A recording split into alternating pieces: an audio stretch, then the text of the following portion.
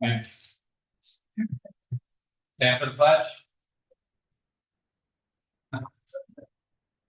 Allegiance to the flag of the United States of America, and to the republic for which it stands, one nation under God, indivisible, with liberty and justice for all.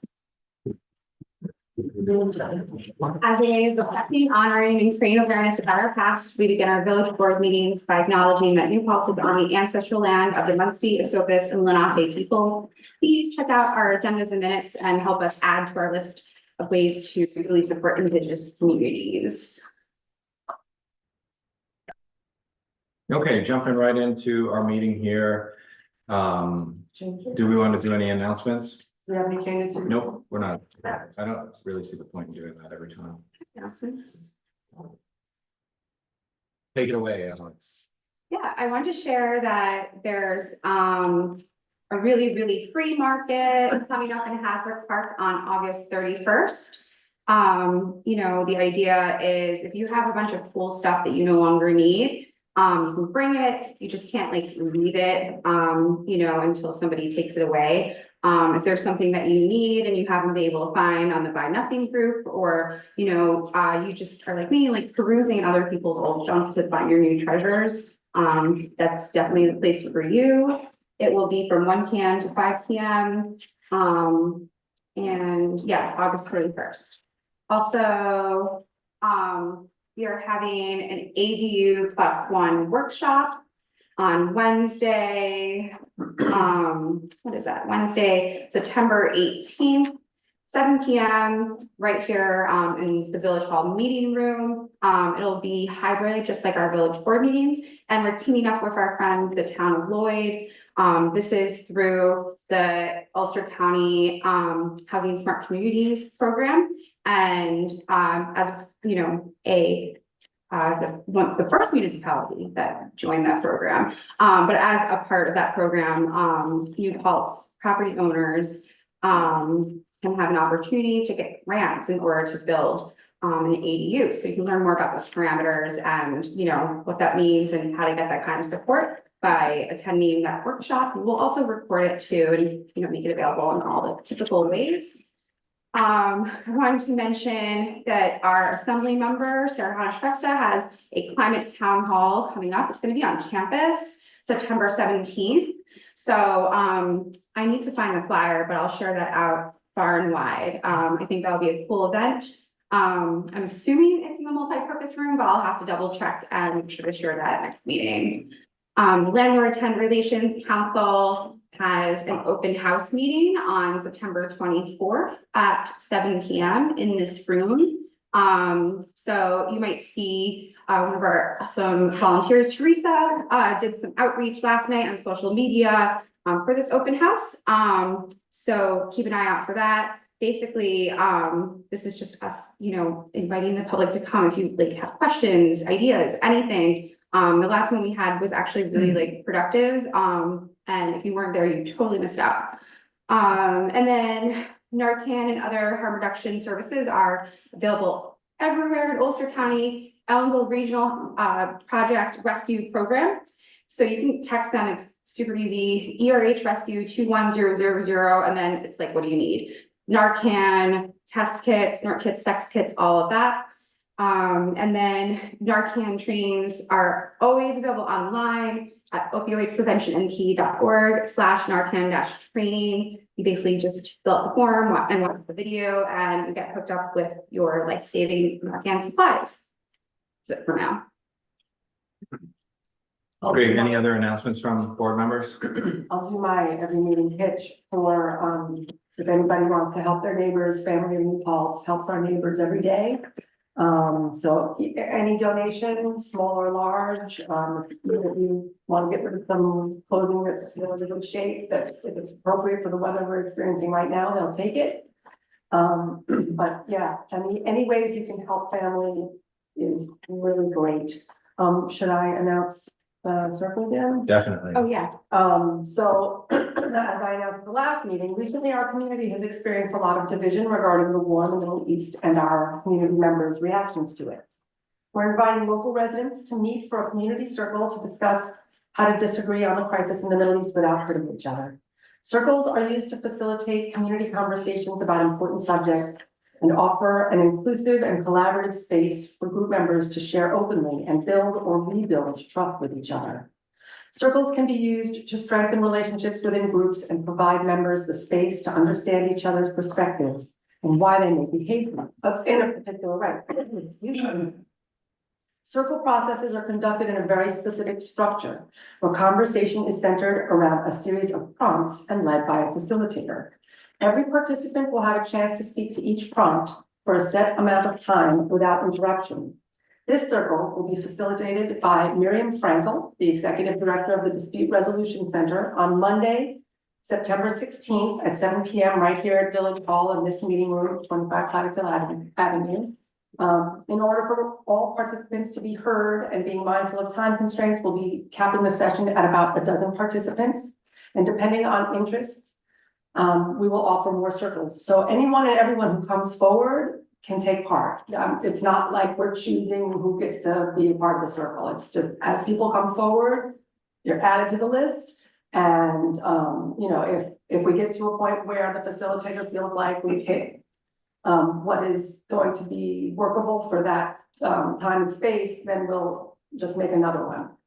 Can I add to that too? Yeah. Because we've received some inquiries about the agenda or who will attend, and what Stana just read, she worked on.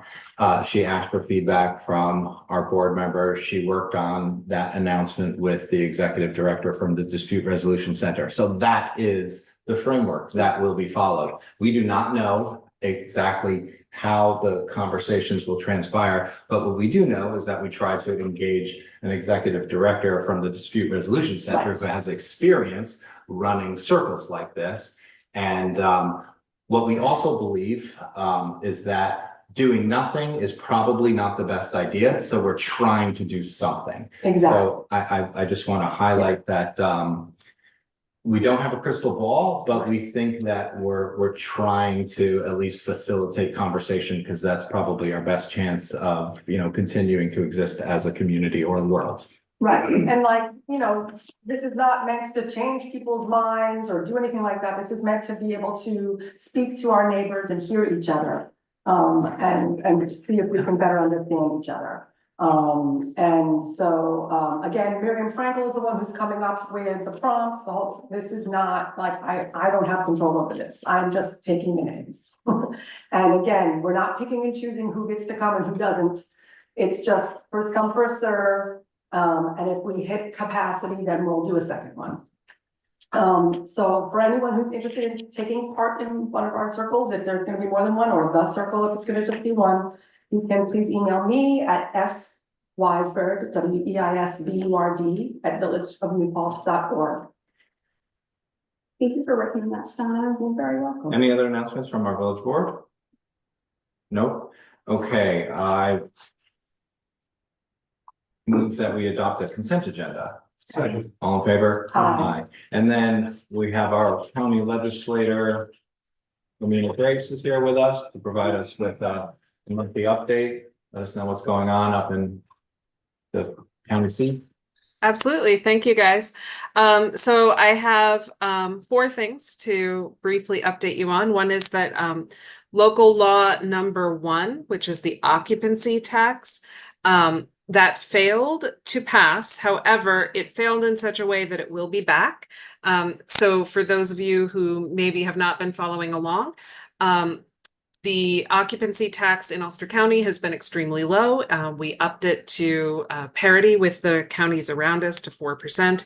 And a few of our two of our all-inclusive resorts said that that was especially harmful to them, and asked for a carve out so that they would be paying, their guests would be paying a lesser percentage of tax, arguing that people are coming there not for the room, but for the amenities. Many of us disagreed with that assessment of the situation. And so we managed to vote it down, but I have every reason to believe that it will be back, and we will continue to take issue with that. And I'm happy to answer any questions about that. I have a Another question one, about yep.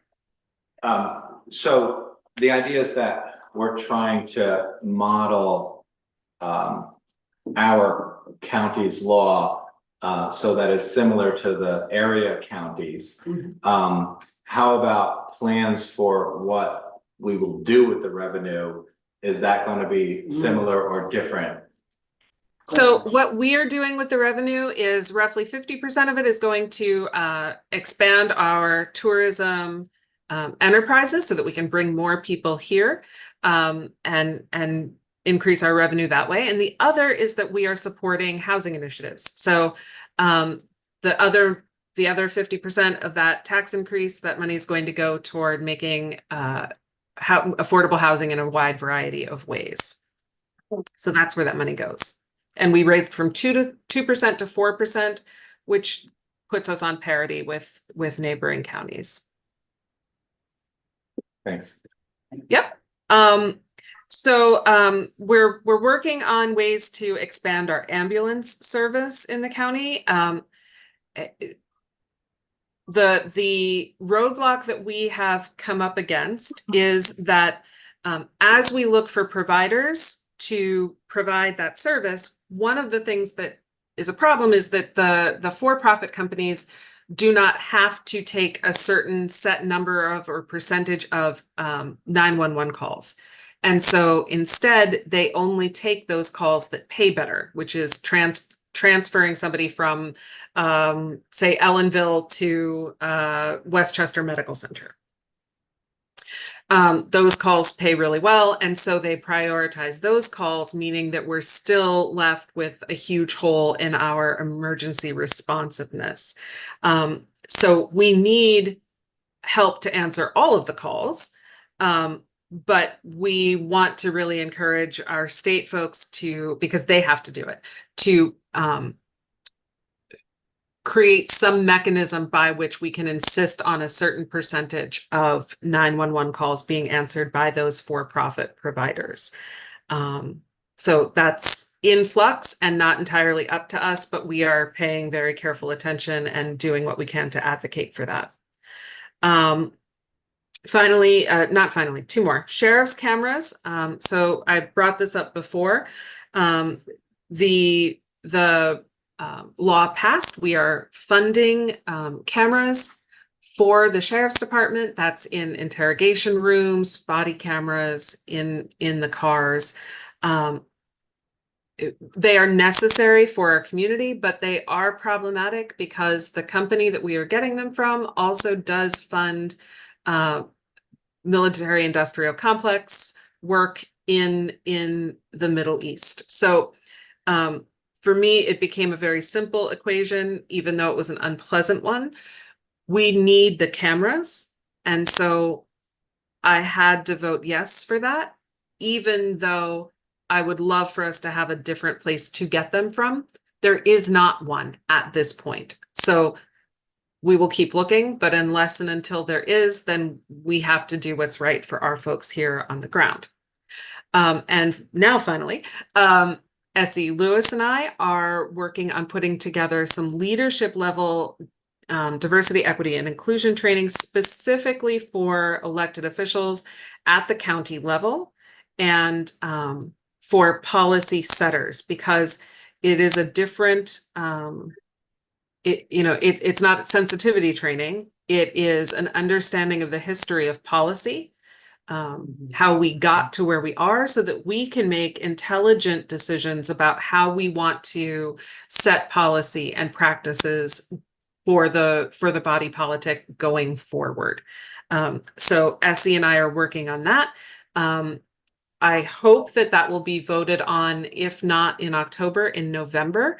And we will then be able to set a date for the training in January. That's what I have to report on. Are there questions? Things I can take back? Those are really good updates. Thank Yeah. you. I'm excited that you and Essie are working on that last bit. That's really exciting. So thank you for all of your work. Absolutely. Thanks, legislator. All right. Have a great night, everybody. Two. So we don't have any public hearings, so public comment. Do we have anyone from the public who wants to come and join us at the table? Robin, come on up. How's it going? Good to see you. Hi, how are you? Just state your name for, Yeah, should I sit? yeah, feel free. Okay. I'll sit over here for last name. Ranga, RNGA. Thank you so much for your time. My name is there a time limit? Just I know. I mean, how long you think you need? I'll keep it brief. Alright, that works. My name is Robin Runga. I'm the political director for the Many grassroots organization in the Hudson Valley. We work on local and statewide issue and electoral campaigns to build a Hudson Valley in New York State that works for all of us. One of our biggest issues these last couple of years has been advocating around the housing crisis and pushing municipalities and working with local electeds to come up with solutions that address that crisis. And I want to talk about a piece of legislation that's on your agenda, which is good cause eviction. Municipalities have been empowered by the state through legislation earlier this year to pass good cause eviction locally. And that's a necessary step to address the housing crisis affecting Village of New Paltz residents. It would protect certain tenants against unfair evictions and predatory rent increases, and would also empower them to ask for necessary repairs without the fear of reprisal. It would also benefit the homeowners in the village by stabilizing communities and the housing stock and preventing our neighbors from getting evicted from their homes. Specifically, good cause eviction would give tenants the power to challenge evictions they believe are unfair in court, which includes lease non-renewal. It would also require landlords to justify a rent increase greater than 8.45% in a calendar year and be prepared to justify that increase to a judge. As we all know, a really high rent increase is the same as an eviction. And to be clear, good cause eviction does give landlords the ability to evict tenants if that eviction is justified. And so a reasonable reason would include non-payment of rent unless that rent non-payment is due to an unreasonable increase, violating the lease, if the landlord wants to recover the unit for personal use, if the tenant's creating a nuisance or violating the law, or if the owner's selling the building, wants to demolish it, or is choosing to take it off of the market. And the law also excludes certain types of units from being covered by good cause. It excludes units built after 2009. It excludes owner occupied buildings of 10 units or less. It also excludes units with rents that are under a certain percentage of fair market rent as determined by the municipality. And it also excludes units belonging to landlords who have a certain number of units in their entire real estate portfolio as determined by the municipality. And that's the so-called portfolio size exemption. So as I mentioned, the bill gives municipalities the ability to adjust 2 of these exemptions. And it's imperative that the village pass the strongest version possible and limit these exemptions to prevent potential loopholes. The first one is the portfolio size exemption, and we encourage you to set that at 1 unit, so exempting landlords that own 1 rental unit in the state. And that would cover as many tenants as possible, given the fact that there already are so many exemptions. And it would eliminate a potential LLC loophole where landlords can create multiple LLCs in order to skirt around the law. And we also encourage you to set the high rent exemption at 345% of fair market rent, which would ensure that only truly luxury units are exempt from the law. And in Ulster County, that would be a 1-bedroom apartment of a rent of more than $4,512 and a 2-bedroom of $5,872. And to be clear, I think there's a lot of misinformation out there about good cause. Good cause is not meant to punish all landlords. In fact, many of the good landlords, including my own, already abide by what's in the provisions of the law. The law is just meant to codify tenants' rights, protect them from abusive landlords, and stabilize our housing market. And I urge the village board to move forward with this legislation as soon as possible and create the strongest possible version of the law by adjusting the 2 exemptions that I mentioned earlier. And such laws have already passed in the cities of Poughkeepsie, Albany, Kingston, and Beacon. And a dozen other municipalities across the state are considering similar legislation. You know, municipalities have different tools in their toolboxes to address the housing crisis. Good cause eviction is not going to solve our housing crisis, but it's a tool that the state has empowered municipalities to use, and I urge you to use it. Thank you. Thanks, Robin. Yeah. Thanks. Christine. To see you. Public comment, who is interested in speaking next? Okay, Mr. Myler. Tyler. Local resident and small landlord. So you'll all be happy to know, I'm not here to harangue anyone or like make a big thing. I just want, and I know we'll have public hearing opportunities for this law and everything. But as you're in these relatively early stages of considering it, I just had some thoughts. So first of all, I acknowledge that there's a housing affordability crisis, and that is very difficult for many people. I also acknowledge that it's your job as elected officials to try to address that. These are your constituents.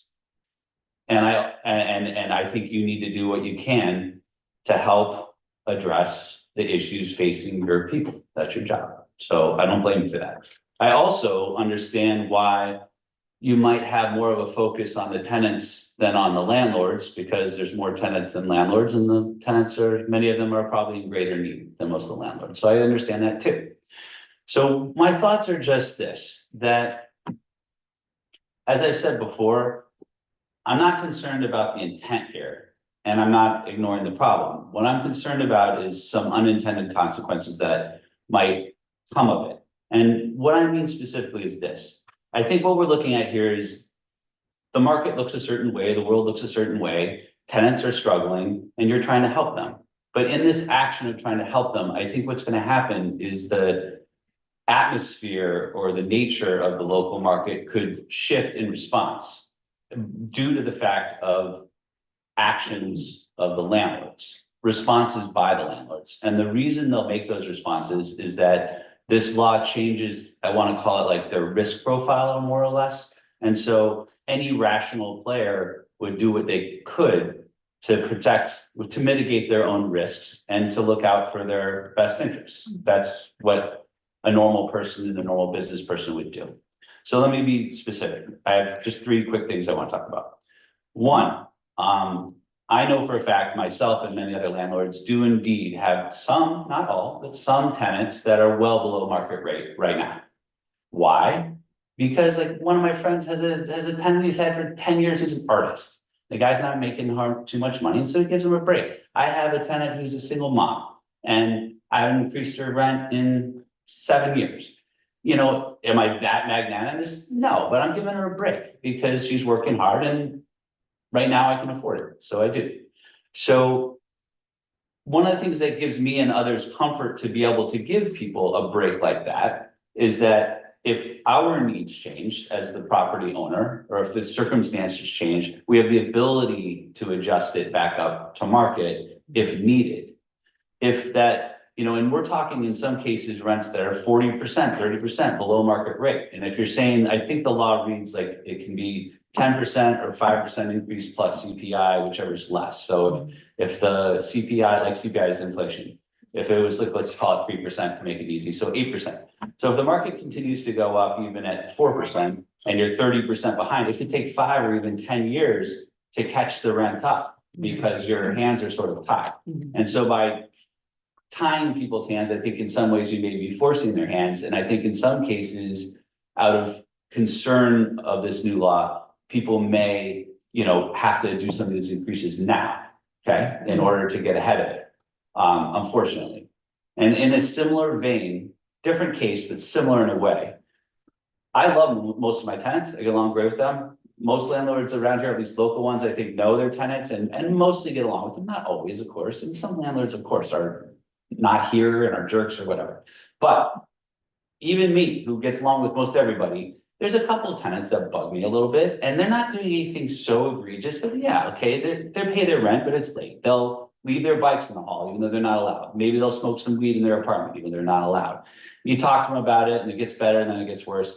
But 2 things on that. One, the tacit ability of me to not renew their lease helps give me leverage to help modify their behavior so it doesn't bother my other tenants. So that's helpful. And secondly, I'm willing to kind of live with it, knowing that if it got worse, I could always not renew that. But and I know this law says if they're not following the rules, you can evict them, but now what? I'm gonna have to take them to court and prove that they're smoking in their apartment. I'm gonna have to prove that they're putting their bike in the hall, and we're gonna have to go through this whole thing. So again, what does that incentivize me and other landlords to do? It incentivizes us to get rid of our problem tenants now, is what it does. So I think, again, you're inadvertently potentially hurting the very people you're trying to protect. And the third and final point that I think is probably the most important of the three is, okay, if you're a tenant that's pleasant and easy to get along with, and you got a good job and you got great credit, you're gonna be able to find an apartment always, whether this law passes or not. The point of the law is to help people that perhaps, landlords wouldn't want to keep anyway, right? Or that would jack the rents too much anyway. So my concern is that landlords, given this new difficulty of not renewing a lease if it doesn't work out, are going to be less likely to take a chance on any tenant that isn't squeaky clean. So, you get a funny feeling from someone, or you're not sure they went through a divorce, so they got a blemish on their credit. Right now, you might be like, you know what, I'll give this kid a shot, I'll give this person a shot. And if it doesn't work out in a year, I can say goodbye to them. Now, I think everyone's gonna scrutinize, if this law passes, scrutinize their tenants a lot more. And be much more careful about who they rent to. And unfortunately, the very victims of that higher level of scrutiny are, I think, the exact people you're trying to help here. Because the people who are already squeaky clean don't need help. And so that's what I'm saying. And sort of piggybacking on that, and then I'll shut up, is that, most of the big out of town landlords already raised all their rents up to market rate over the last few years, because they could, and also because of all this. I mean, I'm not gonna blame it on the good cost talk. I don't have evidence for that, but that could have been a factor. I don't know. Irrelevant. My point is, if they're already at full market rent and they're jacking their rent at 7.5 a year every year, that's not really helping anybody that much. And for those of us local landlords that do have lower rents and don't raise them for our tenants that have been for a while, it just creates an incentive for us to start doing that, to catch up. And so I'm not blaming you for trying, and I'm not denying the problem. I'm just questioning whether, in your very intentions to help your people, your citizens, whether you could inadvertently be causing more harm than good. That's my point.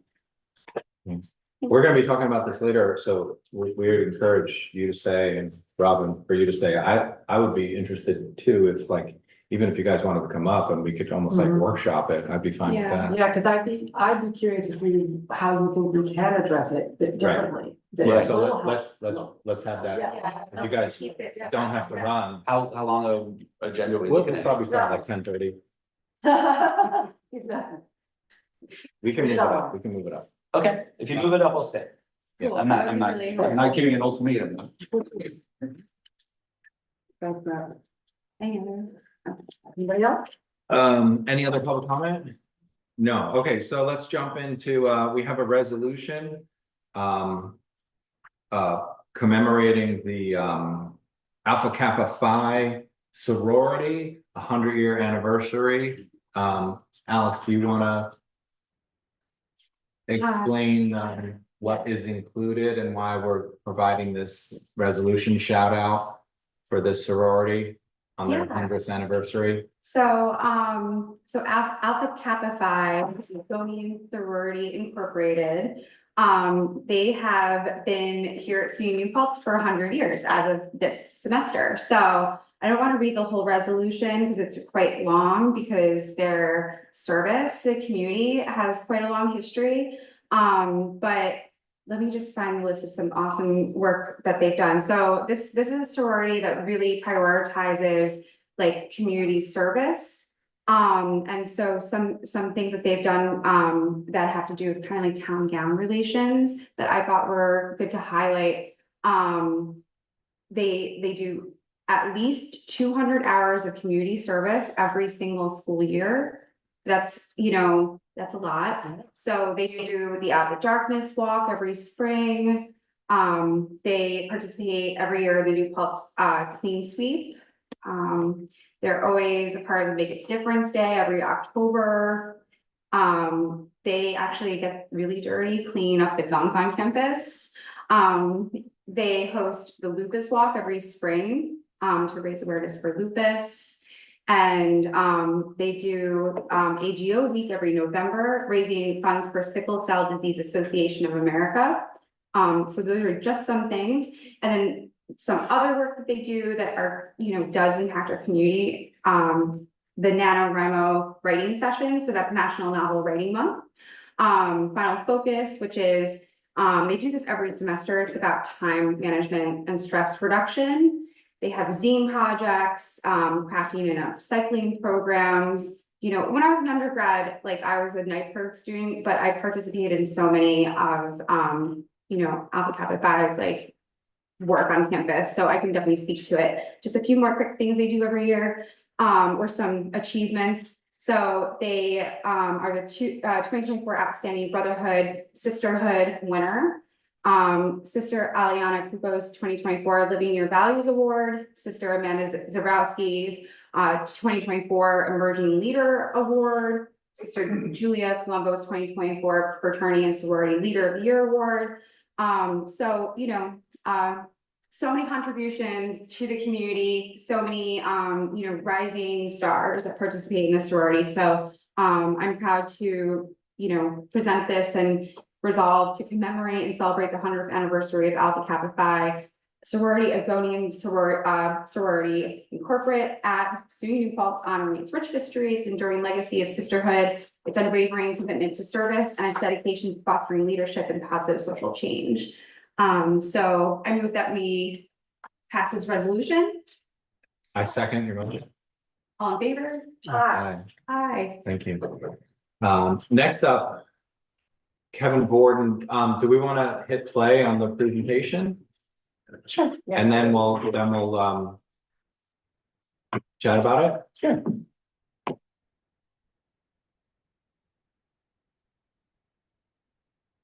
Thanks, Brett.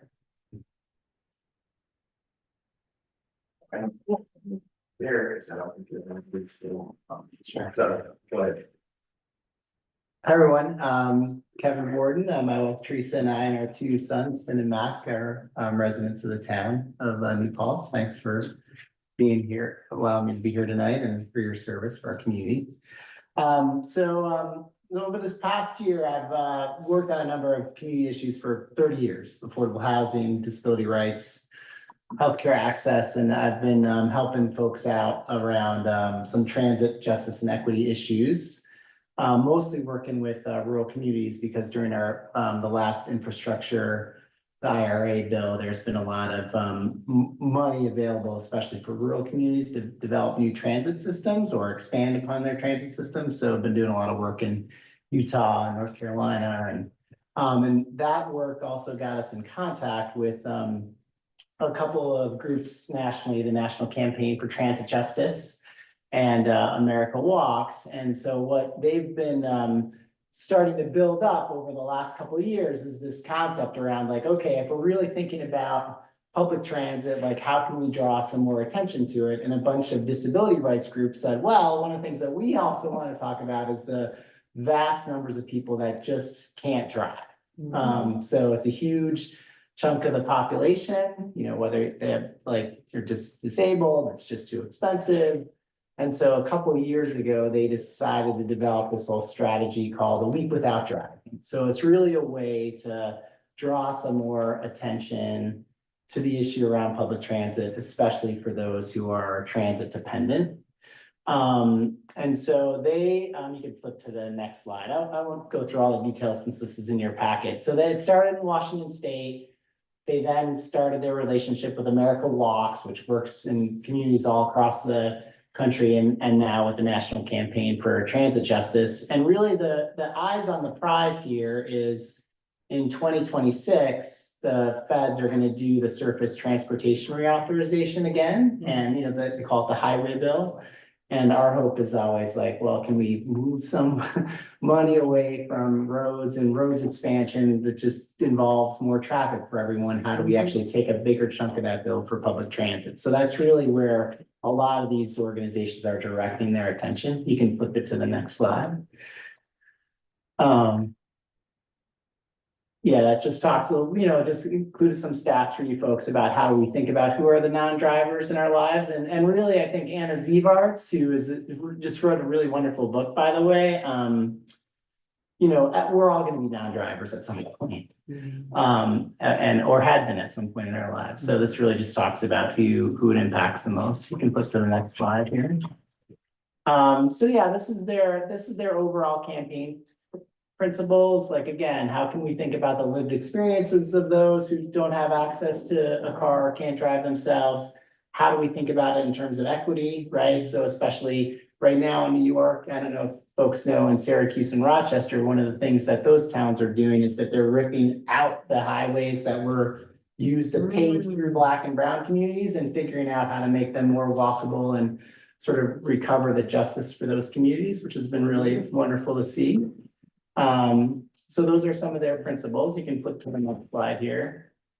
And these are just some of the highlights from last year. So it's really a everybody in, no one out type of strategy. So some towns will, for instance, I'm working with some folks in Durham, North Carolina. They have a referendum on their ballot, which is going to be used to increase sales tax for creating more greenways and walkways and bikeways, and then also more frequency for their bus system. So some folks are using this week without driving to actually have their elected officials do some ride-alongs on the public transit system to really see what it's like and where are the gaps and where do we need to see those spaces to, folks just posting on their Instagram feeds or Facebook pages that they did a week without driving. So it really is, we don't want to limit anyone's participation whatsoever. You could flip to the next screen.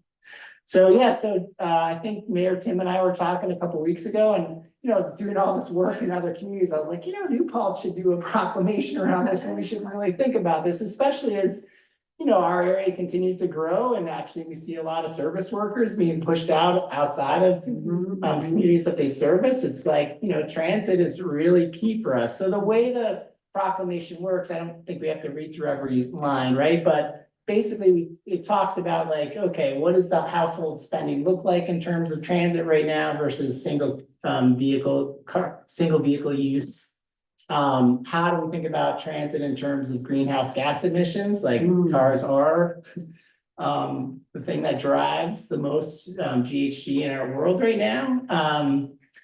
And then really just what the ask to the village is to really proclaim that week. It's September 30th to October 6th. Can we proclaim it? Can we do some type of public education out there just to get some more awareness around transit issues? And I think resolutions, not proclamations, but it's basically. I stole their words. Semantics. Yeah, sounds good. Our paper version says resolution, so we're good. Yeah, all right, good. And then I think there's, that might be it in terms of slide. Yeah, and then this is a couple of those other, ideas on if folks if the village wants to post it on the New Paltz site, we pass this resolution, here are some things that people could actually do. Engage with the New Paltz Times and other media parents to discuss it more broadly. And then I think that's it. So I don't know if folks have questions, but. I have to say, when I was looking through all of this, I was really, really impressed and that's why when I saw you when we were coming in, I really appreciate you sharing all of this with us, because I think a lot of people really don't give this stuff thought, don't recognize their privilege to have a car and that how difficult it is to get around without one. Right. And it really is both for climate issues and so many other issues, really vital for us to figure out a better way, especially in rural communities. I mean, in the city, it's easy, but here, it's a whole other ballgame. I mean, thankfully, we've made UCAT free. Yeah. But that's we great. still need to get things to a place where it's more accessible for people and easier to use them, because I think most people can't even figure out the schedule, Great. So, are you gonna be doing stuff with the county on this as well? Yeah, I have to talk to Jen and others and, I hope you will. yeah, If you they're- can, let me know, 'cause Oh, this is great. really- I'm really great. sure, yeah, you're welcome. Bill, Alex, any other questions, It's comments? just a question, an Yeah. observation, I might be wrong, but Great, you mentioned a number of cities who've made pretty good advances, like you city in Rochester. Right. City of Rochester knows that, guy myself. Why do you suppose smaller municipalities like towns and villages have a little behind the game in this development as opposed to the bigger cities, which one might think? Well, I yeah, know it's money, but there's other things too that can be done. You know what I'm saying? It's just not a dollar issue, and making those improvements is also perhaps more cultural thing that needs to be adopted and that kind of. Can right, you yeah. talk about that a little bit? Sure, no, that's a great question. It's probably a longer discussion, but Sure. I think to summarize it, I would say like the main factors would be, yeah, one is definitely money, but it's also how small municipalities have to, there are some funds for rural transit development. Right. 5310 funds, for 5311 funds, also some Medicaid expansion dollars can be used for it. But those are competitive grants that state DOTs oversee a lot of times. And so if you're not, the way that the money flows is if you're at a bigger transit agency in terms of the surface transportation reauthorization, the MTA, Boston system, Chicago's LA system, Yeah. those get direct federal financing, whereas when you think of smaller municipalities or rural areas, those generally flow through a state DOT, which state DOTs, especially New York State one, can be a little mixed, right? So right now, for instance, our state DOT, the way to think about what tends to inhibit rural transit development is that folks think about transit as it's got to be fixed routes, like fixed bus routes. But a lot of municipalities locally have started to look at, okay, there's actually a more smorgasbord approach available for you, like on-demand transit, paratransit. So there's that. But then also, I think some of the DOT, including our own state, has been a little bit locked into the way to deal with traffic issues is to use those federal dollars for more highway expansion. So even Route 17 right now, they did a traffic study. There's literally 4 hours of packed traffic, 2 hours out on Friday, 2 hours back on Sunday. And so the state DOT, instead of like looking at it like, well, can we actually use the money to develop more transit along Route 17, they're like, we should just put in another lane. So some of it is, you're right, it's like, it's a mixture of money.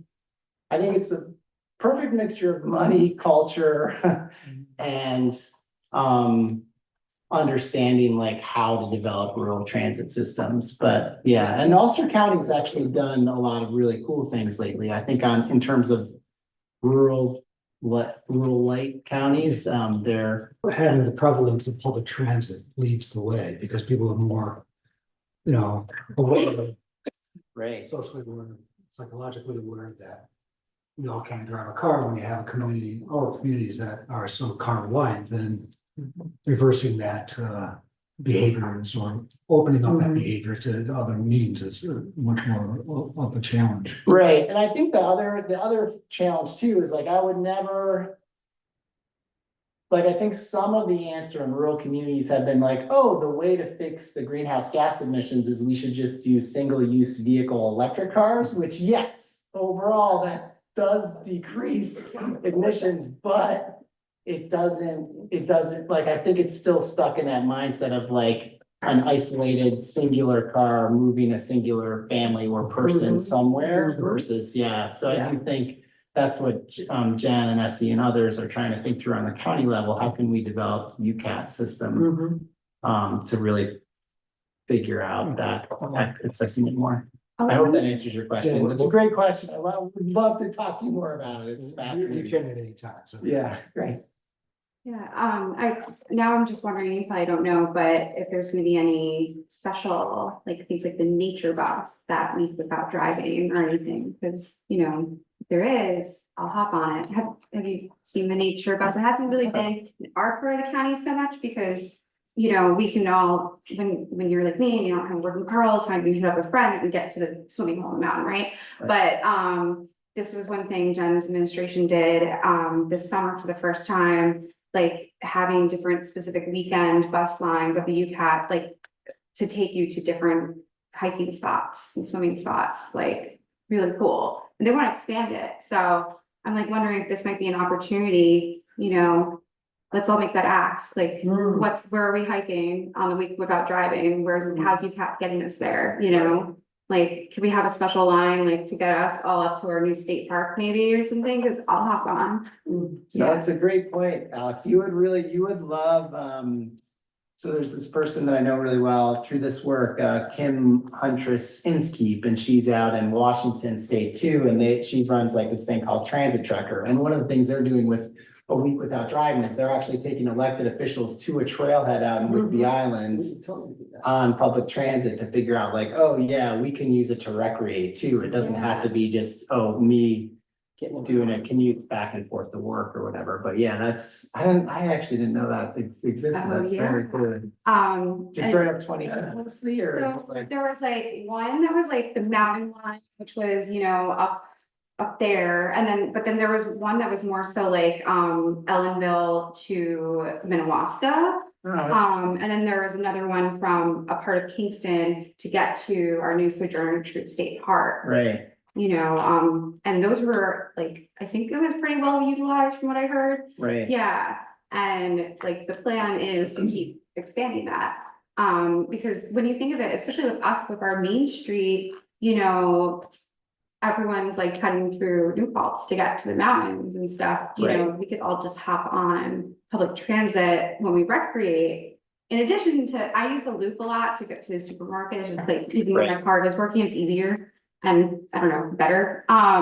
But thinking about it in that way, I think would be really helpful. So I'm making a note to myself to send a note to our county executive later. With That'd be what are we great. gonna do? Yeah, and the racial equity impacts of that are fascinating too, right? Because, yeah, it shouldn't, trailheads in the Catskills should not only be available to Exactly. guys, right? So we should really, that's really fascinating.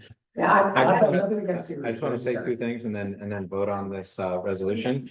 So I want to give our board a pat on the back because we actually, walked the talk more recently while we actually used CHIPS money that's historically used from highways and streets, and we used the money for sidewalks on Prospect Street. And and we did that for exactly a lot of the reasons that we're prescribing here, just like a pivot in terms of how do we move these goals.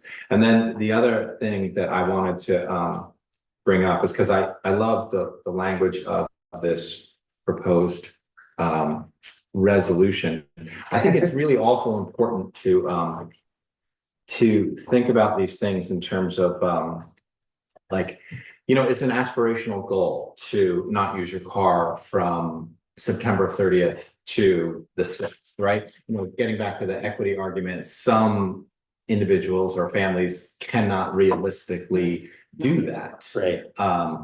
So I love resolutions like this that remind us that, hey, if you can do it and you can nail all 7 days, you should do that. If this resolution just gets you thinking about it 1 out of the 7, that's the goal. It's really like, to just, gently remind us and, do what you can. No one's being judgmental if you cannot hit the targets, but, absolutely please try and absolutely read the resolution and think about like why we're, going to adopt this resolution. No, that's not needed. We just summarized it. So did you motion to adopt it? I will motion to adopt this resolution. Yeah. You second it? Perfect. Great. All in favor? Aye. And then, Thank you. thank you, Evan. Good job. About the food talk thing. Right, so, do we want to, I know like in terms of important conversations that we need to have tonight, we wanna, speak about, the presentation from our Director of Planning, Zoning and Code Enforcement. Do we want to do that? Do we want to talk about, the draft good cause law? I'd like to do good cause.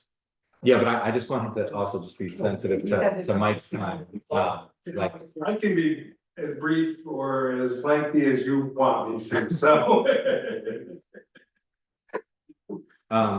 Well, why don't we begin our conversation about good cause? And one of the reasons I said, let's do it tonight, because I like the idea of having Matt and Robin here and kind of like workshopping it as a group.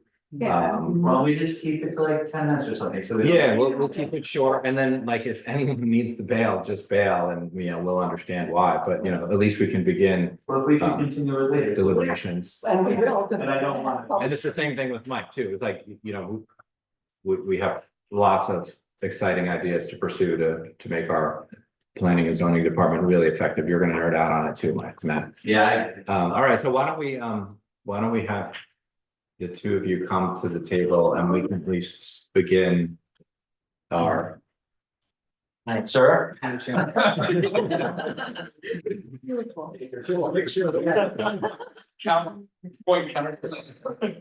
So do you guys want to start off like this? Like, do any of us have conversation or questions for either of you at this point? Like, how do we want to proceed? Well, can we maybe start just background for the public?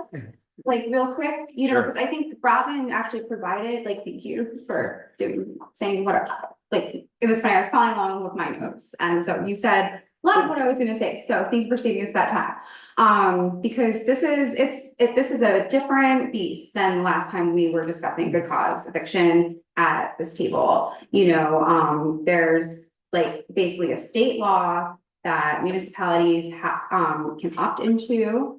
And there's like only a few things that can be changed, like those things are let me pull up some. The cap and the number of units you have in your portfolio. Yeah, like what is the definition of small landlord, like, based on portfolio size, and then, what is the high rent?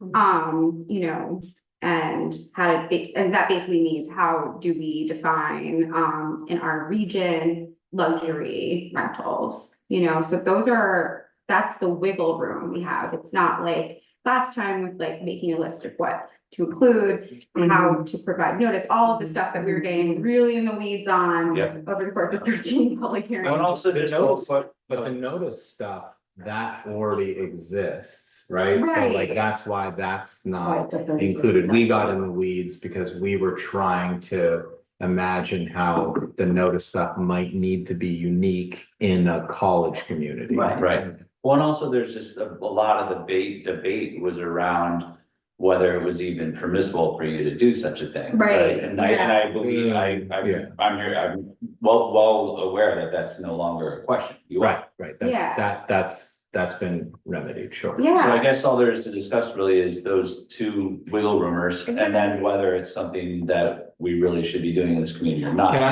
I just want to make sure I fully understand it too. So the proposal in terms of one unit would be exempt, so that's an example of a The portfolio. landlord who owns One unit. one rental unit, not like a two family. That would be, well, let's say, if you live in one that's already exempted, so yeah, if you own a house and you wanna go rent the house and you only have one. Like you live in a house and then over across the way. Yeah. You own a single home, A single fam, not, not a condo or co-op, because those are exempted as well, so. but so a two fam, you would not be exempt. Under your current. Yes, yeah, under the proposed opt-in, yes, okay. Yes, I just wanted to make sure I understood that. And then also, during your comments, you like. If a tenant is objecting to a rent increase. Isn't the mechanism that the tenant has to pursue litigation? Because the way you were describing it Yes. was the opposite. Right. well, I just think it's not permitted to increase the rent more than a certain amount under this law. Period. Right, but the only way to So let's say your landlord's raising your rent 10%. And you're like, WTF? The only way you can actually act on that is to pursue, is to go to court. Right, what I was saying is, I think maybe there was some confusion, what I was saying is that it's, if a tenant is being objectionable. Then it's on, the onus is on the landlord, like currently, if a tenant is being objectionable, like the examples I gave, smoking pot in the unit or. Okay. Whatever, and bothering the other tenants, but So not, I'm doing something objectionable, I'm your tenant. and in the You're past, saying it's a I- violation of your lease, and I'm Yes. like, no, it's not. Then then I have to take you to. you have to take me to court. And in the past, to I could have evict just, me? or to even to not renew you, in the past, I could have Not just renew said, dude, You can look up- this just isn't working out, you can have the rest of the 4 months in your lease, but after that, you're gonna have to go. And there are rules about how much notice you have to give people in those cases as well. Sure. If they've been there more than 2 years, I think it's 90 days, and under, 1/2 year to 2 years is 60 days, and under 6 months, it's 30 days. So you still have to give people notice. And a reasonably long notice, not huge, but 90 days, I think people need it to find a place. What I'm just saying is that this law makes it so, well, we've talked about this before, like. I know that the advocates for this, and I don't blame you, are trying to frame non-renewal as the same thing as eviction. That's in fact what this law is trying to do. Is saying a non-renewal is a de facto eviction. Yeah. And that's what the fundamental change in the law really is. And so in the past, there's been. And I get that sometimes maybe people are like being greedy or whatever, and they want to jack you out of there by either raising your rent too much or just kicking you out because they have some other plans or whatever. I get that, and that does happen. But there was this sort of pressure valve in the past, that if things are just sort of going badly in any number of ways, you don't have to go through a whole eviction, you just don't renew them. If they refuse to leave, then you have to evict them, but most people, if given 90 days notice, will leave. And so it allows the landlords not to give everything a little bit more latitude because they know they have this way out. And this is taking that pressure valve away. And so it's forcing landlords to be really sort of more aggressive and more conservative in their approach in order to protect their own interests. What other That's questions my does the argument. board have for either of these gentlemen? I'm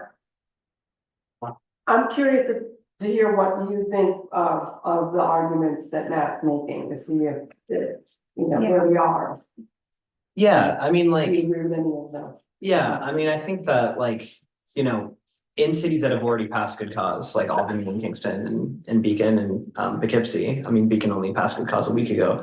We haven't really seen any evidence that landlords are now having to preemptively evict tenants or that they're raising rents in anticipation of good cause protections. Really, we've just seen the status quo in a lot of ways preserved. Have you seen any improvements though? I mean, I think that those tenants now have more of a sense of peace in their homes and protections. And I would imagine in the long term, it will allow some of the tenants, I mean, I'm sure, there's plenty of landlords in Newburgh that conduct necessary repairs, but especially in some of this more low income communities where we see really poor states of apartments. A lot of the reason is those tenants are afraid to ask for necessary repairs because they know that if they do, they might get their lease non-renewed, and now they have that level of protection. That's interesting. Yeah, so. I think what's interesting for us is that a common inquiry that we receive as elected officials is from tenants who are seeing double-digit rent increases. And they're like, is that allowable? And our response is legally, yeah. Right. Whereas this would at least create some boundary. So it's I wish there It's- could it's be an like a- it's like a- exception like we were trying to craft before. the that if- unreasonable rent increase law. Yeah, I wish there was an exception that if you could demonstrate your rent was way below market, that you had some latitude, I don't have I mean, I can't believe I'm saying this, but I actually don't, if your rent is at fair market rent or close to it.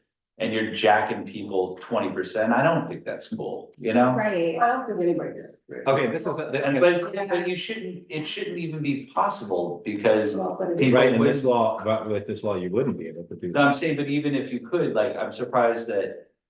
I mean, that gets down to sort of some of the root causes, right? Like. It seems ridiculous, like if someone can do that, then the tenant's remedy should be, we'll go find a place that's at market rate, if this is 20% above market rate, right? But the reason they can't is because there's not enough supply. Right. And so, and I mean, it's not like a nationwide problem, you know, like in places like, and I'm not advocating following the playbook of Texas, okay, I'm not. But there's a housing glut and rents are like way lower than here. But why? Steel is the same cost, cement's the same cost, why? Well, the answer is a few things. Labor costs more here.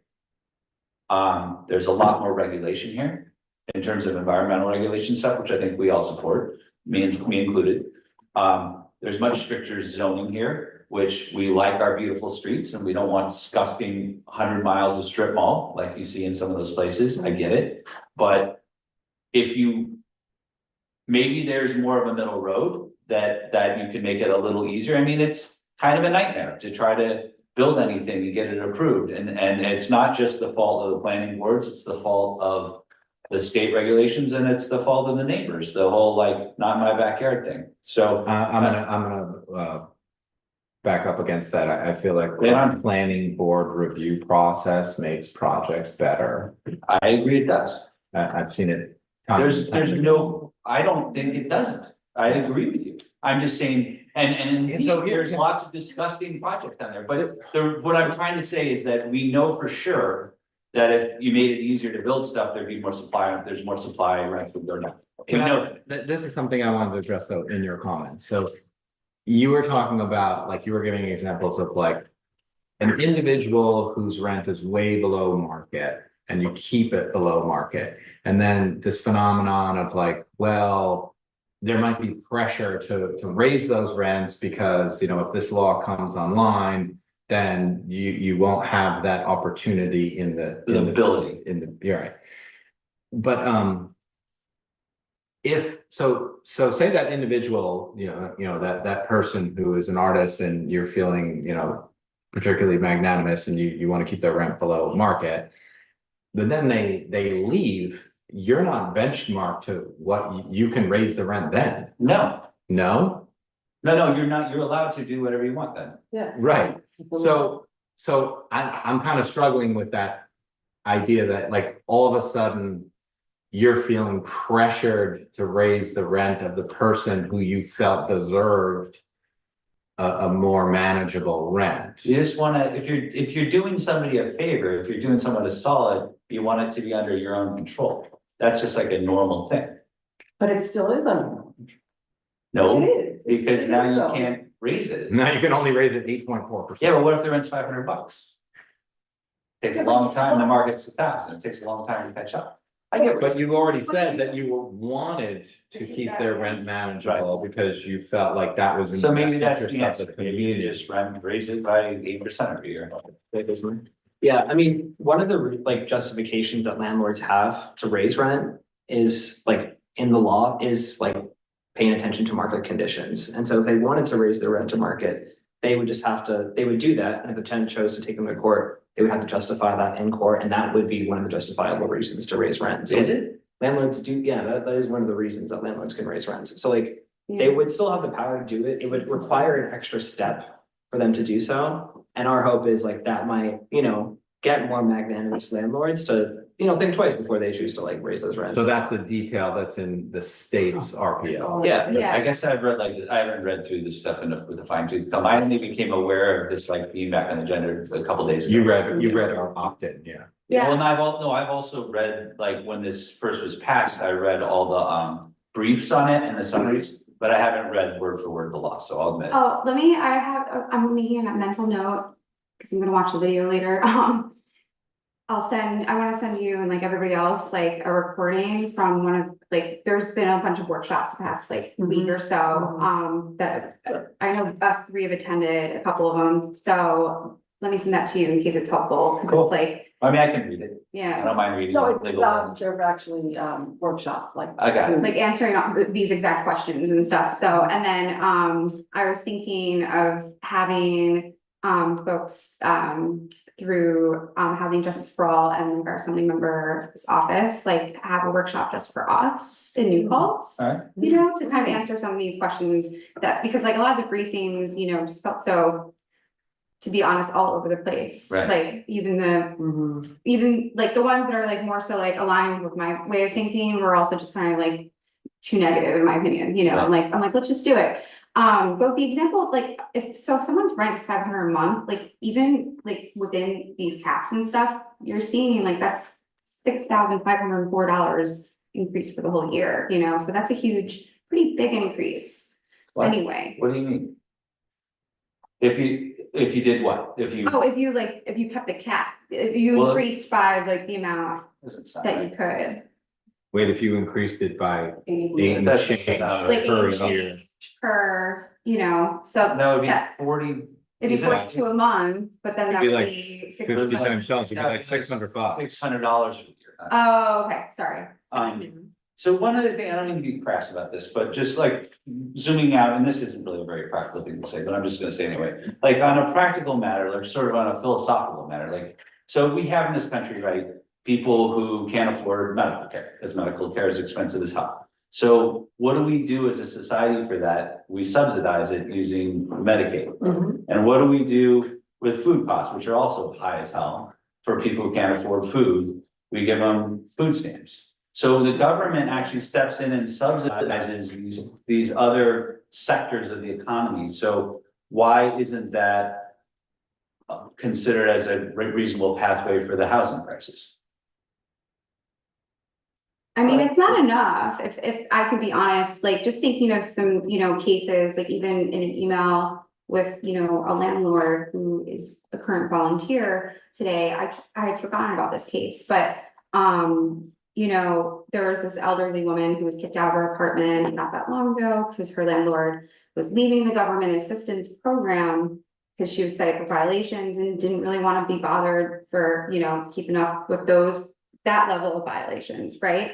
And this super volunteer actually like moved the woman once we found her another place like himself, so he's going to heaven, but anyway, he said good cause would have protected her, you know, and like that's kind of like what my brain keeps thinking about is like the people who, you know, like the examples of like why not rely on government assistance and stuff, you know, if that's not enough, like we need an actual protection, especially for those people. You know, I can think of, there were a couple other very specific and very similar examples of, you know, lower income, even middle income, in many cases, senior citizens who've reached out to us in the past year or two for similar help, you know, they're receiving assistance, it's not enough to cover, you know, the going rate elsewhere. So if they, you know, if they get kicked out because they can't renew their lease, then they're out of the community, like, and that's it. And for, you know, for seniors, that's also a health problem too, you know, like you don't want to separate people in general. And this goes back to the transportation stuff too. We are a rural, you know, Yeah, county. that's awesome. I love that they made that UCAP free. What Yeah. what do you think about my point about landlords becoming more discerning about who they rent to with these protections in place? Do you agree that that's a possibility?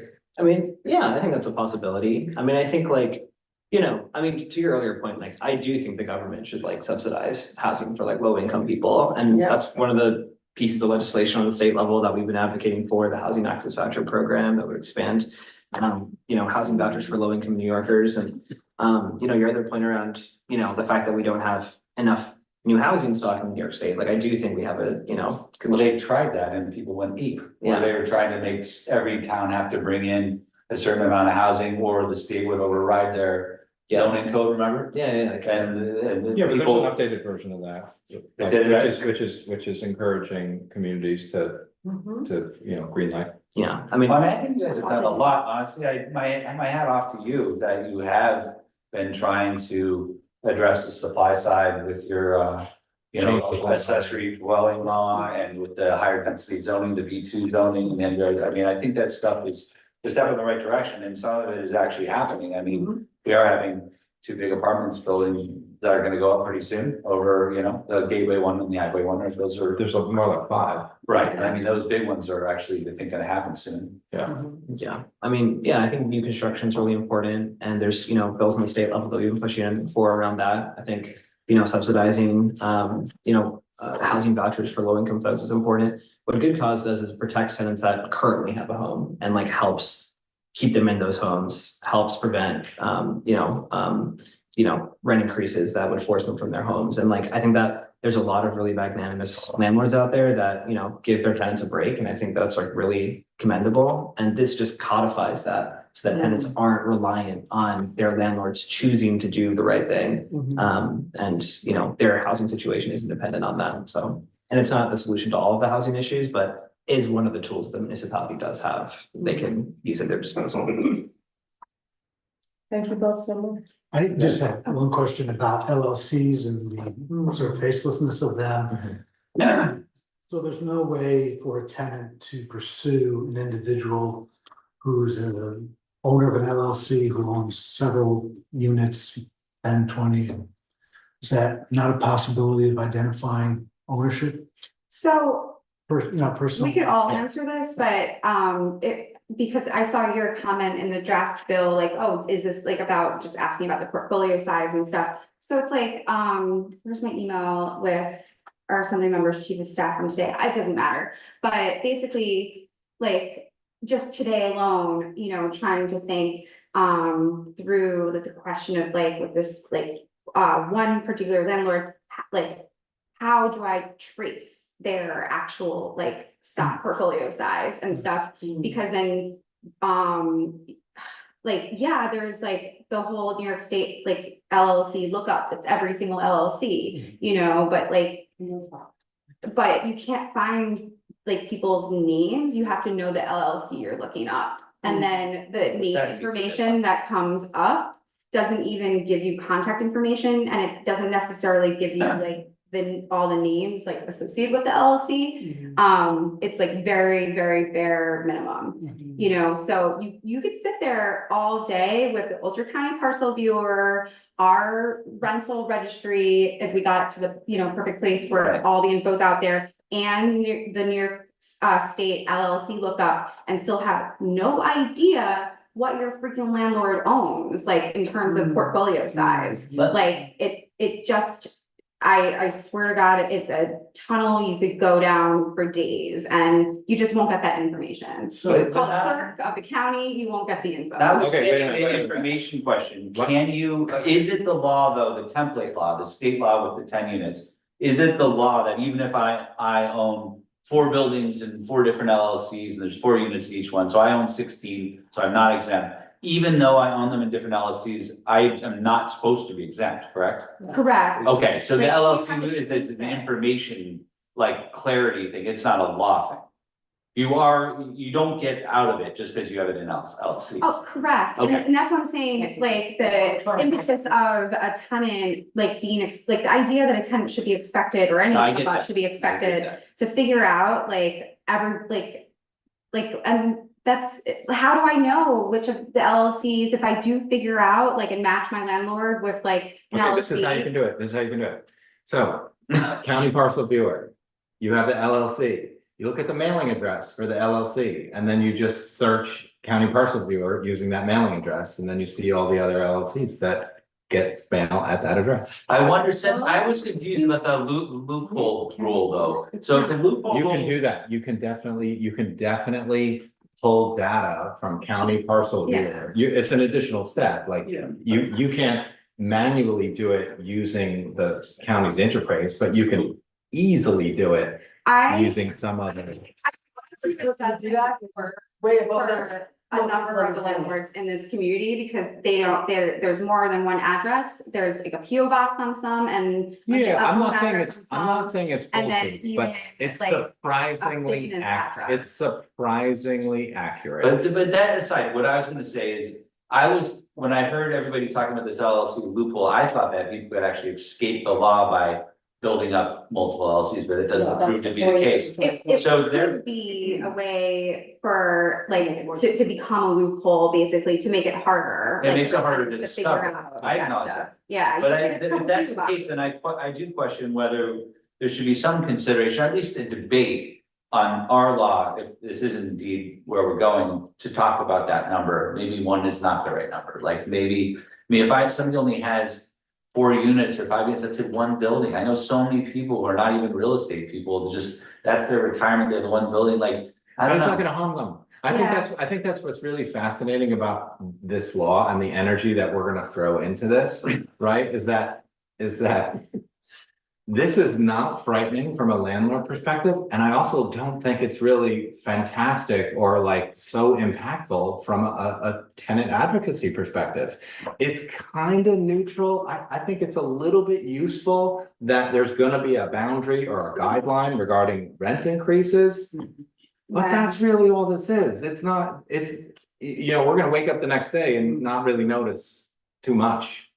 I don't, Yeah, I gotta And that say, comes the from status landlords. quo, definitely, like, it's gonna be It's- slightly useful. it's gonna be, but I gotta say, like, the peace of mind, like, that I yearn to have. And like, I yearn for like other tenants to have, just like anything else, it's just one more thing where it's like, you don't have to, every time you see somebody else having crazy rent increases in other towns, you know, be like stressed. And like, you know, the crazy things that I do, even when I'm like, my landlord's working on the property, I take my shoes off, I'm like a tiptoe, cause I'm like, I don't wanna mess with them, you know? And like, that's how we live in these times, you know, just one more tool in the pocket. Yeah, it's neutral. Yeah, it's like pretty status quo, like maintaining, didn't go far enough and it sunsets in 10 years. 10 years. Yeah, so, and then like it all goes back to the drawing board again, but. You know, it's a tool that the state has like given us, you know, Yeah, I mean. it would be nuts to me to not at least add this tiny tool to our toolbox. Yeah, I mean, you know, as they were said, like, you know, it's not gonna completely change like landlord-tenant relationships. It's not gonna interfere with landlord's ability to make a profit. It's not gonna be, you know, super negative to some of those smaller landlords that own a few units. They're gonna continue to get money out of that unit. What it does is just give those tenants a basic level of peace of mind, which allows them to like do some like other life planning, like maybe they get to save up more money to buy a house or choose to get married or choose to, you know, start a business or something like that. And it also just allows them to know that their rent isn't gonna go up by more than whatever the amount is, 8.45% each year. To allow them to- You're saying inflation's 3.45 right now? Yeah. Yeah, it's a CPI plus 5, I believe. Which could change. Yeah. Well, we'll will change that. change. According to the, yeah, I think according to the most recent calculation, like, the Northeast region, I think was 3.45%, yeah. And I gotta say, like, for us in the village, so, you know, we've got our landlord tenant relations council, we have like our robust building department, we have, and even our clerk's department fielding questions from, you know, tenants like, you know, facing like bonkers rent increases and stuff. Just having one more like thing to be like, here, like, it's in your list of rights, you know, it would save some time and energy and just be really lovely. What, like, how do you feel about maybe the hotline that you guys have? Yeah. It could be like another line in the hotline, something that we can mention to tenants, like if tenants do get a 10 or 20% rent increase, they would have some sort of recourse. Right, And landlords would still have an ability to justify that rent increase in court. So if there's like a really strong compelling reason for it, they could still get their rent increase. The weirdest thing to me is exactly the opposite of what, it's exactly the opposite of the thing Tim always says, which is like, Tim's always like, but if you're a reasonable landlord, why are you worried about any of this stuff? Like, it's fine, and I do see Tim's point, but the flip side of it is like, why would a landlord ever wanna get rid of a good tenant? They And why? wouldn't, they wouldn't. They wouldn't, yeah. there's something. So. You know what I mean? Like, this, it seems like we said the first time around that the law is somewhat, That's why I feel like, to me, the But it's sort real of designed- value is the guardrail regarding the rent increase. Yeah. yeah, It's kind of like the spirit of our reasonable rent increase law, and that's why we pulled it out when we were chewing on this a few years ago. Right. But I mean, rents I aren't- feel like that's a rents useful aren't tool increasing just that based on the numerous complaints that we get Sure, as elected officials. Fair Let's let's end this. end this for tonight and we'll Okay. pick it back Thank you. up. Thank you. We want to hear from our director of planning and zoning. We're doing a little out of order. The floor is yours. Thank you. Baden. Good evening. I wanted to sort of touch base and I asked the mayor, I actually, as I was sitting here, I realized today is exactly 3 months since the day I started. Time flies by. It sure does. First, I want to compliment you guys. You have an amazing staff here. The 4 people that I work with in the building department, Alex, Pat, Matt, and Nicole are fabulous. They've taught me a lot. I think I've taught them a lot. We really work well together, so that's a testament to you guys. I wanted to just sort of touch base. I see the mayor pretty much every day. I don't see the rest of you. I see Bill at county planning board meetings. I saw you last month, but I wanted some feedback from you on, what you're hearing. The second thing I wanted to talk to you about is I have identified some things in the zoning code that are discrepancies, things that we probably should fix sooner rather than later. I've identified a few things that are maybe not best practices that we want to take a look at.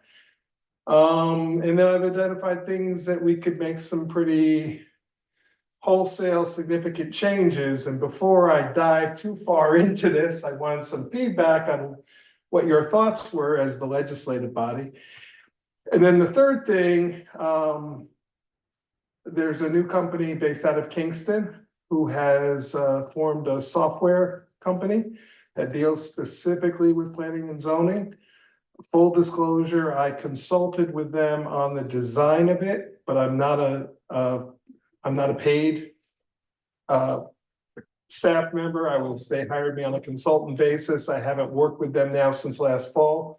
Quite frankly, I hadn't seen the product since February and I believe they knocked it out of the park. We have a test beta, it's not a beta version. They have clients already that are using it. It's out and working. Alex and I have looked at it. The mayor has looked at it. We think it's a good software. What does it do? What is it? So what it is a collaborative way to be able to share and store data. It gives the applicant the ability to directly enter information into a site. We manage it as administrators as to what's seen by the public. It gives the public real-time access to files. A lot of it mirrors the Google Drive that we're using right now, but in my opinion, it's night and day difference and better. They are marketing this specifically for planning and zoning, but they've already sort of branched out based on our conversations and possibly into building department. I know Alex has spoken to them about the rental inventory. They're a new company. They're open to ideas. They sent a proposed contract. The mayor and I want to talk with them more. I just wanted to get some feedback to give you guys some my thoughts is, and freely admit I'm a little bit biased, but I think it works really well. There's nothing else like it out there. The nice thing is they are now collaborating with General Code, who is now the owner of Municity, which is what the building department has been using for some period of time. I don't know how long, but there is a very real possibility that we can sort of make the two work together. So that was the third thing. So, based on that, why don't we just sort of go back to the beginning? I'm curious to hear any feedback of what you're hearing from constituents. I know a number of people have remarked that they feel like maybe the process, one thing I'm doing is trying to get people to public hearing at the planning board in a quicker manner. We used to wait 2 meetings. I'm comfortable with pushing, we have a meeting on Tuesday. I have to get it in the newspaper by the following Wednesday. They have to get their notices up by Saturday and their letters mailed out by Saturday. So you But can have- we've done it now for 3 months and it's working. Okay, So we're cutting a meeting off of that's their bad. process. That's bad. We're trying to keep the applications moving at the appropriate pace. You know, we'll move as quickly or as, and I always say to applicants, we'll move as quickly or as slowly as you get us information, but I've shortened up the deadline times of some things. You know, there's really no reason that we need to get information especially for an ongoing application. The timelines were not realistic, so I'm accepting information more readily. I'm making sure it gets to the board in time to review it, but you know, just things like that, and I've gotten good feedback so far from the applicants. So it's just little things like that, of just trying, and it's because I can commit 100% of my time toward all that, Right. so. Right. I love that too, like the timeline thing is so huge, I think, because it plays into kind of just our whole ethos on like, kind of how do we solve the housing crisis, you know? So thank you for your help on that. Does anybody else have sort of any feedback that you may or may not have heard from people, you know, good or bad? I'm certainly open to, you know, complaints as well as compliments, so. I haven't heard any. Yeah. Okay, Yeah, I haven't really heard anything. okay. And then in terms of the zoning code, what's sort of your thoughts? I mean, I think the discrepancies we need to fix urgently. We have a few actually applications that got into issues because of the discrepancies, primarily between the code text and the charts that we're associating. There are some that there was just flat out wrong information in the charts compared to the text. Okay. So depending on which one you looked at, Well, we certainly want. Yeah, we need to as fix that. quickly as possible, yeah. yeah, You there's just bring it to us, there's some definitions I think could use a little shoring up. I mean, I've looked through things. There's some that are a little out of date, or maybe a little vague. What sections off the top of your head? Well, this is primarily the definition section. You know, I can't think of any in particular off the top of my head, but there's some that just need a little finessing. There's a couple ideas, you know, one thing I'd like to bring into the thought, and this is in the subdivision. You don't get a lot, but you get some lot line adjustment where there's. You're starting with 2 properties or you're starting with 3 properties and you're moving internal lines, but you're still ending up with 2 or 3 properties. It's treated here as a subdivision. In the town of Rochester, we created it as still goes to the planning board reviews it, but they don't treat it as a subdivision. It's a type 2 action under seeker. They review it for conformity with zoning code. But at the end of the day, it's really just an issue between the 2 neighbors, as long as it meets the standards. Why treat it like a subdivision? Sure. Or another extreme, if you have 2 lots and you're merging them into one, you gotta go through a subdivision application, whereas kind of why, you know, Yeah. so. Little things like that, I'd like to just make those sort of suggestions. I think we would all love to do that. Okay. That's. And just things that will Anything that's gonna make the. enhance the process. Yeah. Make it a little less sort of daunting and onerous Yeah, and. please, we would all love. Okay, so I'll freely admit, it's gonna be a couple, 2-3 months of working on this to get it in. And what I'll do is bring, you know, and I'll get with the mayor and I'll present a red line version of changes so you can see the changes. You know, come back in a few months, we can have another sort of dialogue on what you think and then That sounds work toward fabulous. that. Thank you so much. Oh, absolutely. Yeah, Really, that we would be really still feel very lucky to have. And then finally, what are your thoughts on the software? It is a bit pricey. I'm not gonna That was gonna be sugarcoat my it. Yeah. question. We're working on trying to change that a little bit, so. Yeah, I think what's interesting about how the pricing works, so the gentleman who developed it, they're thinking about it in terms of like number of boards. There may be, you know, I'm kind of partial to thinking about it in terms of properties, because I like the idea of looking at it in terms of, well, you have a property it might have a planning board application, it might have a ZBA application, might have a rental property that needs to be registered. And like, this interface, I think, will make a lot of that more accessible. But what I really like about it is it streamlines the entire process where, so like, let's say you have an applicant and they need to submit some new information in real time. It gets uploaded, so then it's available to the public, to the volunteer planning board members, Yeah. to the staff. Because the way it works now is that applicants drop stuff off Or email. they email stuff. And then, we have building department staff who then have to disseminate that information, make sure that it gets in everyone's hands, nudges them, hey, make sure you look at this. And So also if Kind of everyone, pays for itself. And there's a folder for the public and a folder for the boards, Right. because some information can't be seen by the public, meaning Right. being things like applicants' names, addresses, Sure. well, names not, but addresses, phone numbers, email addresses. We owe the public a degree of some privacy. Yeah.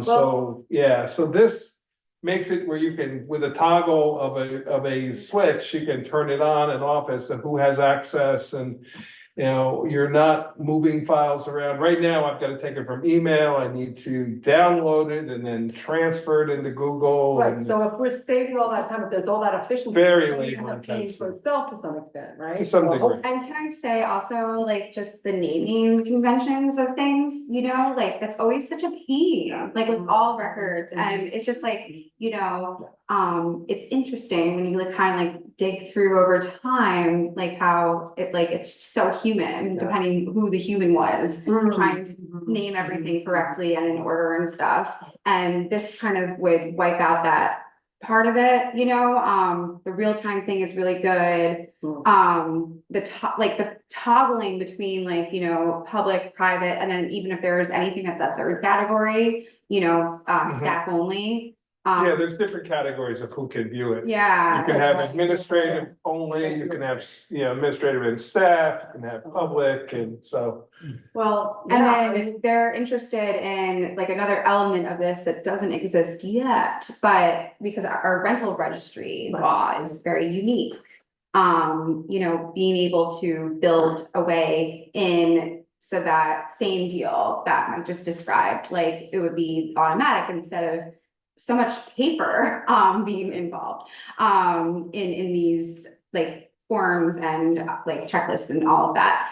And that would kind of solve the problem we have right now where like the rental registry information is not readily available to the public unless like you reach out to the building department, and ask. Like it's just not, there's just no way to kind of take all that paper and make it available. And even when Municity was able to give us reports, it was just the address and then whether or not it passed or failed. So when you're a tenant looking at an apartment, you should be able to see like, oh, is my apartment registered? Was it registered last year? Did it pass inspection? What's the contact information for the manager?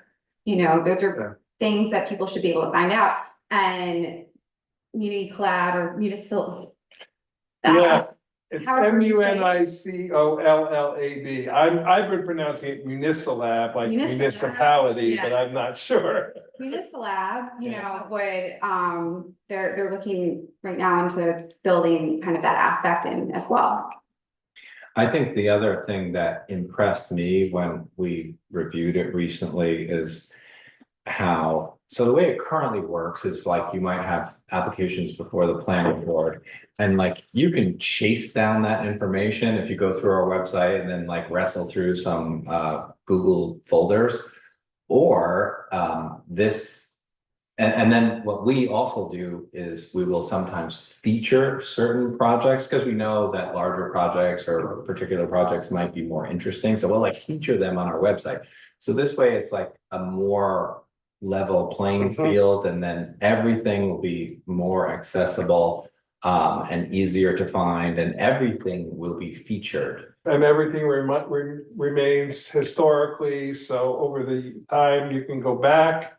You know, you can, and there's a lot of good features, and part of the service of enabling us. Will be that they will take any current applications, transfer the information into their format. Basically, you work your way through, it's a series of questions and answers. And every question you answer directs you automatically to the next step. It's similar if you use like any tax accounting software, TurboTax or any of those, where you answer a question and your answer directs you where to go next. That's what this does. And it's very intuitive. So yeah, our initial impressions are positive, and we're gonna talk with them about pricing and how to structure, how we might use it. I've shared my feedback with our treasurer and told her it's an expense that we're potentially interested in. Again, but That's if the it update. saves so much time for our staff, then we really have to look at like how that will balance out in the cost. Yeah. Great. Oh, and then just one more thing that we talked about on the rental registry end that they're gonna look into, that might be something that might take longer to program, but just to put on your radar, like building in for the rental registry, like reminders, because that's something that I feel is frustrating, like bit of time that could be spent getting other work done. Why doesn't the system just like give people a reminder? We talked similar in the building department about, fire inspections or annual, inspections for commercial properties kind of thing. Very similar. They haven't branched into the building department yet, but their format is set up that they will take our existing paper forms, take that information, create digital forms that will then work in place. We'd probably use it as a time to do some upgrades to those forms at the same time. Exactly, and then so on that end, I can't help but wonder if there would be a cost saving thing if we could, there might be a class of students on campus that could get credit because they're supposed to learn about this stuff. So we might be able to get some help on that, and maybe that would save something out. They have the pricing set up. It's a flat rate for the initiation of the program. So that cost is reasonable. It just, as the mayor was saying, right now, they're treating each board or each department as it's one account and you pay one fee for the software, but then to set up each one and to use each one, they're talking about an annual charge per department. And that's where we kind of have to have a little, they are offering us some discounts, being that, we're sort of one of their first bigger potential clients. So, but discounts, and then also we still need to get a little more. Also, an opportunity to pay in installments. Yes, they did offer the most times they charge the one-time setup charge at the beginning. It's a 3-year contract to use the software with an annual payment, and they're willing to spread the initial cost over all 3 years.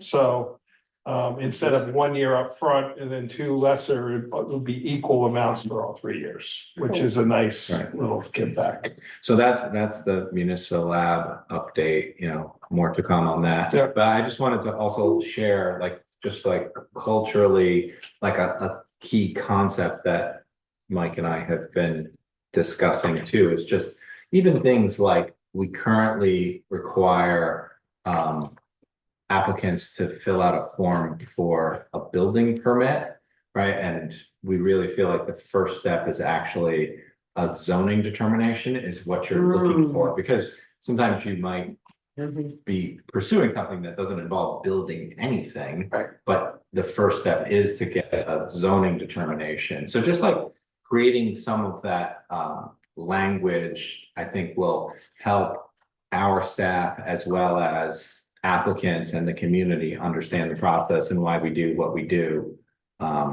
I just feel like, that's really where, because my dreams about this stuff, so like, yeah, Quite literally.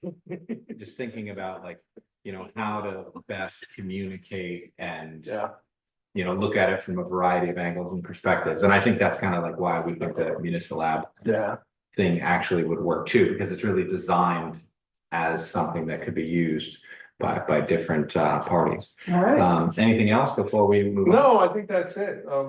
Thank you all. It's truly been a pleasure, and now looking forward to basically finishing up my career here, so. Sweet, and this is gonna be really fun figuring out. No, it's been great. It's been great. And I can't say enough that everybody that is involved in that office and Brad's assistants, and I mean, everybody that I come in touch with is just so nice to work with. Even the public, when they're mad, are still nice about it. Sometimes, not always, but sometimes, more often than not, you can reason with people. So anyway, I'll be back in a few months to talk to you guys more, and we'll keep the dialogue going, and the mayor and I talk every single day, so. Awesome, thank you so much. Great, thank you. Thanks, Mike. Okay, so the next item that we need to revisit on this agenda is the wastewater treatment plant study. So hey, we're still, That kind of stuff. gentlemen.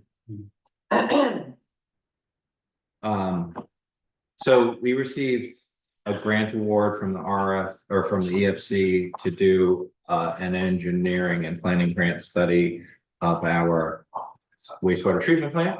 So we followed federal procurement procedure to try to find an engineering firm to help us with this study. We received 2 different proposals. I'm going to propose that we award a contract to Bernier and Larios, and I'm going to propose that we sign the contract that we received from Bernier and Larios. And that's where we are. And then we have to share that information with EFC to, begin the process and, officially engage. Any questions? You're seconding I'm it? seconding. it. Any questions? Did I miss anything, Brad? Do we need to do anything else as far as communicating with the EFC that we're excited to take next steps?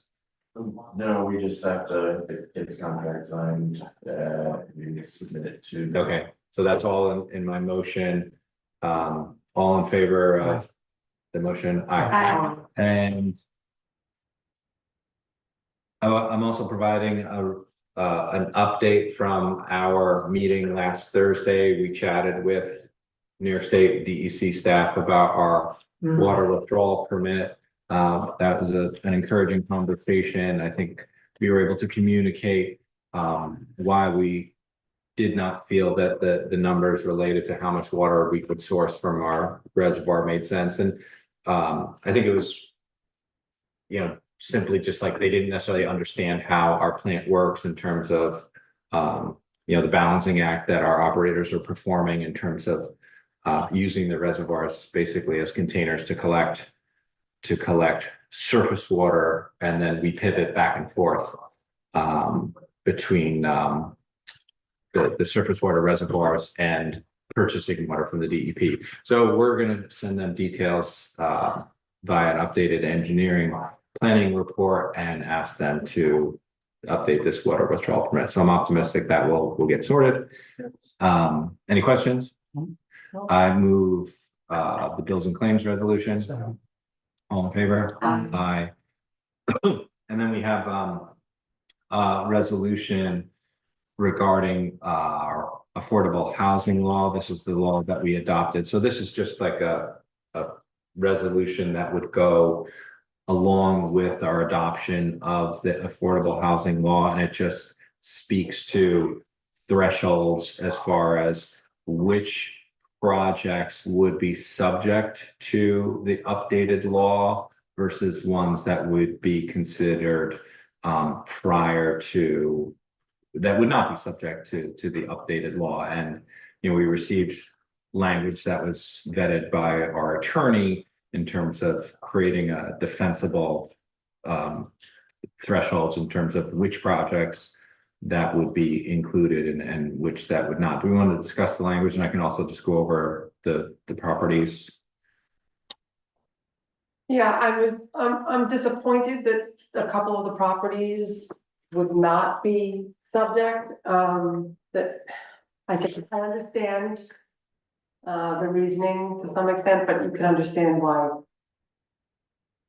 It's disappointing to have two big buildings going up that aren't going to be subject. Because Yeah, we need the affordable housing. Sure, I mean, we have to, it makes sense to have lines in the sand in Yeah. terms of like planning board review Mhm. process, because the two buildings that you're referring to that would not be subject to this updated law, they had already received a certain level of approval from the Right, planning But board. have they done that before we passed this initially 7 Yes. months ago? Yes.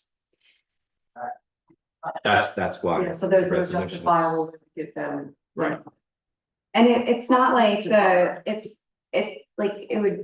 they would have to start, you know what I mean? Like, You understand what I'm can't saying, tell right? them It's to go like, back to start, yeah. Yeah, no, it's just I mean, they're heartbreaking. still subject to the, old iteration. of Right, the right. law. Yeah, I know, but 10% and 15%, there's a big difference, so. There's a you know, difference. Right. It's just heartbreaking for me to not get a couple more units, Yeah, you know? Well, we're hitting it out of the park in terms of like adding units within our community, probably relative to many other communities. yeah, the governor's gonna Fair. point to us, Yeah. be like, look. Got it done. So, does someone want to second my motion to adopt this resolution to augment our affordable housing law? I'll second it. And all in favor? Aye. And You already did the. PB liaison update? You Can I wanna ask a question? Yeah. Before you do that, the draft local law, are we gonna like set any kind of anything coming up for that, or are we just, we had our initial discussion and that that's where we're at, or are we gonna talk about public hearings? Is the law, do we want to, That's all there is that we're Yeah. allowed to change in it, as long as you guys are good with the 1 and 345. but we can still change that even, Oh, yeah, exactly. Yeah. yeah. So Yeah, should we can I not set a public- motion to set a public hearing, but we just have to put it in is a proper format, maybe different font, And with a different heading. different heading. Um, instead of Right, all and the same. Brad's working with Nicole in terms of like how draft laws, so we can do that from the beginning. And then we probably also need to do a secret determination, Mhm. right? Okay, Like you have your whole checklist on how we manage draft laws. It's still work in progress still. Yeah. So, that's what we want to make sure that we get right, just So that like- we're not doing things more than once. So it's too soon to set a public hearing, or? can we set a public hearing yet, or, because the actual language is not going to It's not gonna change, change, yeah. like, I have historically, I've always been comfortable pushing things forward. And then dotting some of these i's subsequently. yeah. So how far ahead do we? I just don't want to do things 2 or 3 times. Right. Yeah. I mean, same, well, I feel comfortable, setting a public hearing, to open on September 11th. Does that give us enough notification time? It should, right? It's 2 That's weeks from today. easily 2 weeks. Yeah, I'm just still checking because it's like weird month stuff, but yeah, Yeah, it's 2 weeks from today. it's a solid 2 weeks. And then Brad, as an exercise, why don't we also just include the outline, like Mhm. as we pursue this law? I think it would be, a great exercise for all of us just to lay out the steps, just so we don't overlook anything. Mhm. And let's put that in the next agenda, just, I think you did that. I think you actually did that when you were looking at the CEC grant awards regarding solar. And I think that was a great way of framing it. It's like, here are the steps. I'm a big proponent of like adding additional detail. Yeah, so I moved to set a public hearing for local law, not sure the number, 2024, the Village of New Paltz Board of Trustees, prohibiting eviction without good cause for our next village board meeting. Second. All All in in favor? Aye. Sweet. PB liaison update? I was unable to attend last week because I was moving my son into his dorm. Congrats. and Yeah. It's a challenge to do that, so I missed the meeting unfortunately. Okay, and then ZBA update, the meeting occurred last night. I can provide an update. So they were just dotting i's regarding the variance that the the proposed Water Street Hotel has asked for in terms of number of parking spots. They're looking to have 31 versus the zoning interpretation could have required 33. So that was memorialized, so the planning board can continue along their review process regarding that project. And then there were two other interpretations or appeals on the ZBA agenda. One of them was related to a property at the corner of Church and Mulberry. And the other one was related to the planning board approved two-family at 7 Prospect Street. That property was issued a stop work order because it was determined that the construction that had started was actually not in line with the planning board approved site plan. But the appeal that the ZBA was wrestling with, that was being pursued by a member of our community, included some other questions and comments and concerns that ZBA will have to deliberate on in subsequent meetings. I think they set a public hearing for their next meeting in September. But that was it as far as ZBA. Okay. I don't think we have anything else, right? Motion to adjourn. Second. All in favor? Thank you.